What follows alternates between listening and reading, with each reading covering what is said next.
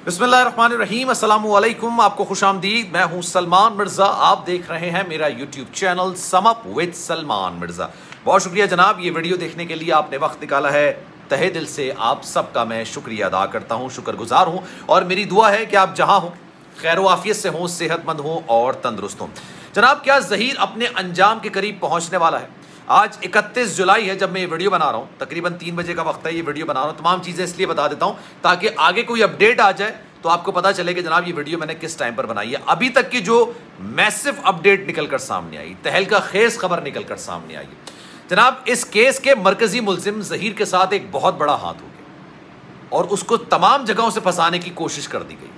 उसके ऊपर जो मामलात कल 1 अगस्त को निकल कर आने वाले हैं वो बड़े खौफनाक और बहुत ही ज़्यादा ख़तरनाक है। ज़हीर के साथ हाथ हुआ है और ये एक तरफ से हाथ नहीं हुआ बल्कि 3 जगहों से हाथ हुआ है। उसके भाई ने प्रोग्रेसिव रिपोर्ट में ये बयान दे दिया, पुलिस की जो प्रोग्रेसिव रिपोर्ट है उसमें ये बयान दिया था कि ज़हीर के साथ में दुआ को लेके कराची से लाहौर गया, शब्बीर कह रहा है। एक हाथ तो ये हो गया। दूसरा हाथ उनके वकील ने कर दिया जनाब। वकील और ज़हीर के दरमियान बड़ा ज़बरदस्त किस्म का झगड़ा हुआ और उनके वकील का ज़मीर जाग गया और उन्होंने माजरत कर ली कि वो इस केस की पैरवी नहीं कर सकेंगे। लेकिन ये इत्तलात हैं, जो इत्तलात होती हैं, जो शुनीद होती है, उसके बारे में मैं कह देता हूँ आपको। शुनीद है और कुछ चीज़ें कन्फर्म सोर्सेज की बुनियाद पर होती हैं, तो मैं आपको कहता हूँ कि बावसूख ज़राए से इस बात की कन्फर्मेशन है। और तीसरा हाथ जो उसके साथ हुआ है, ये बावसूख ज़राए से मैं आपको कन्फर्म कर सकता हूँ कि जनाब हुआ क्या है। प्रोग्रेसिव रिपोर्ट पुलिस ने अपनी तैयार कर ली और ये प्रोग्रेसिव रिपोर्ट कल अदालत के अंदर पेश की जाएगी और कल अदालत में ही ज़हीर की ज़मानत मुस्तरद कर दी जाएगी जनाब। मैं ये इसलिए कह रहा हूँ, 375 की सब सेक्शन है 5, पुलिस ने अपने प्रोग्रेसिव रिपोर्ट में ये लगा दी, यानी 375 सब सेक्शन 5। ये क्या होती है पहले आप इसको समझिए, फिर आपको अंदाजा होगा कि जिस पुलिस वैन के अंदर बैठ के ज़हीर विक्ट्री का निशान बना रहा था ना, उसी पुलिस वालों ने उसके साथ ऐसा गेम किया है, ऐसा हाथ किया है कि शायद उसकी ज़मानत कभी दोबारा हो ही नहीं पाएगी, अभी तक की जो इत्तलात है। लेकिन हुआ क्या है? अच्छा, मैं चाहूँगा जनाब, अगर आप इस हवाले से कोई भी बात करना चाहें, डिस्कशन करना चाहें, अपना कोई पॉइंट ऑफ व्यू देना चाहें, Salman.MRZAA के नाम से मेरा इंस्टाग्राम अकाउंट है, इसको फॉलो कीजिए। जो आप मैसेज देंगे इंशाल्लाह मेरी कोशिश होगी कि अपने व्लॉग में भी उसको शामिल करूं और आपको उसका रिप्लाई भी दूं। जनाब, 375 की सब सेक्शन 5 क्या कहती है? अगर किसी बच्ची के साथ ज्यादती हुई, बच्ची मैं इसलिए कह रहा हूं जनाब 16 साल से कम उम्र, अब 2 चीजें आती हैं, बड़े गौर से आपने ये बात सुननी। 375 की सब सेक्शन 5 पुलिस ने अपनी प्रोग्रेसिव रिपोर्ट में लगाई है, यानी पुलिस ने इस सारे केस में ज्यादती की तहकीकात का आगाज कर दिया।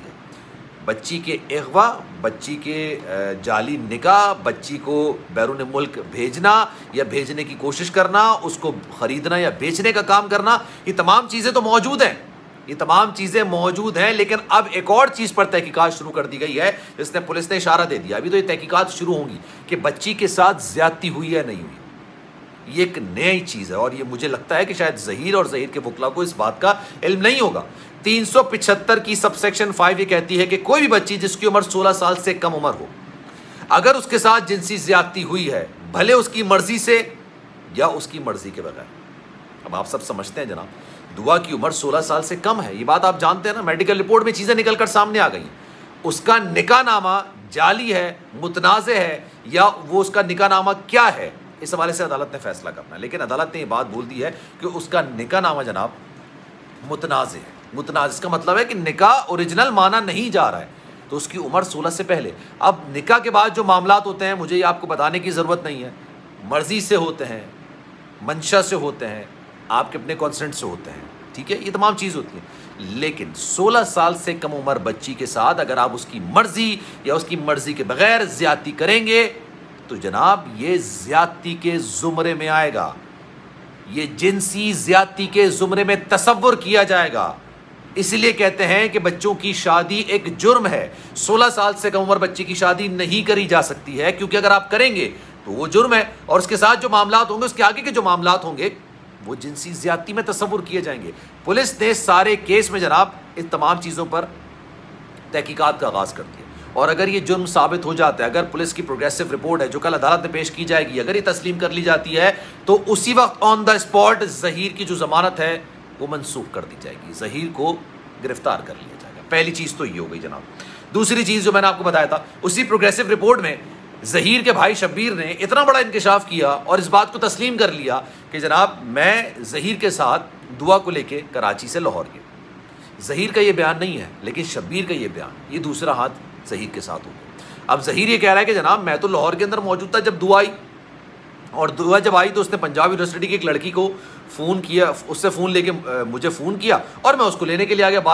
22-23 हज़ार रुपये मैंने टैक्सी वाले को अदा कर दिया। लेकिन शब्बीर का जो बयान है ये भी उन तमाम चीज़ों की तरफ इशारा करता है कि ज़हीर कराची के अंदर मौजूद था। उसकी वालिदा के नाम पर जो नंबर रजिस्टर्ड है, जो उसके ज़ेर इस्तेमाल है, जिससे उसने मेहदी काज़मी साहब को ABCC से बैठ के वहाँ पर बैठ के बाकायदा पुलिस की हिरासत में उसने मैसेजेस किए कि मैं यहाँ पर बैठा हूँ, आके मिल लीजिए। ये उसकी गिरफ्तारी की ज़ामिन बन जाएगी। दो चीज़ें ही हो गई। तीसरी एक बहुत बड़ी खबर निकल कर आ रही है।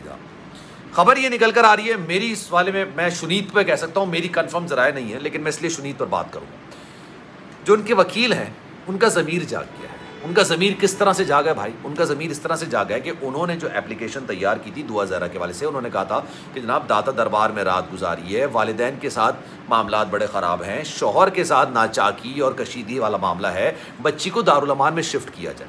जब वो बाद में निकल कर सामने आया, जब उसका ऑर्डर निकल कर सामने आया, तो उसमें ज़हीर की जगह काट के वालिदैन यानी पेरेंट्स वगैरह लिखा गया था। इस पर इन दोनों का बड़ा ज़बरदस्त किस्म का झगड़ा। ज़हीर को लाहौर में कोई वकील मिल नहीं रहा था, ये वकील लाहौर से बाहर से ढूंढ के लेकर आया। लाहौर के अंदर उसको कोई वकील नहीं मिल रहा था जो उसकी वकालत के फ़राइज़ सर अंजाम दे सके। तो इस वक्त ज़हीर बहुत बुरी तरीके से फंस चुका है, बहुत बुरी तरीके से फंस चुका है। एक वीडियो में और बनाऊंगा, उसमें आपको बताऊंगा कि जनाब निकाह के हवाले से अभी तक तो शुनीद है, लेकिन मैं इसको कंफर्म कर रहा हूं अपने सोर्सेस से कि निकाह तो हुआ ही नहीं है। निकाह इन दोनों का नहीं हुआ है। अगर निकाह हुआ होता तो उसके गवाहान मौजूद होते, उसका वकील मौजूद होता, निकाह खां मौजूद होता। निकाह खां तो कह रहा है मैंने निकाह ही नहीं पढ़वाया। और अब कंफर्म सोर्सेस से, जो कि मैं भी करूंगा, उसके बाद ये हकीकत निकल कर सामने आएगी कि इन दोनों के दरमियान निकाह तो हुआ ही नहीं है। अब इस पर आपकी क्या राय जनाब? मैं चाहूँगा कि कमेंट सेक्शन में अपनी राय का इज़हार ज़रूर कीजिएगा। सलमान मिर्ज़ा को दीजिए इजाज़त। ज़िंदगी रही, सेहत रही। इंशाअल्लाह अगली वीडियो में आपसे फिर मुलाकात होगी। जाने से पहले गुजारिश है, अगर आपने मेरा चैनल सब्सक्राइब नहीं किया, सलमान मिर्ज़ा ऑफिशियल, मेरे यूट्यूब चैनल को सब्सक्राइब ज़रूर करें, बेल आइकन ज़रूर दबाएँ। ख्याल रखिएगा अपना। अल्लाह हाफ़िज़।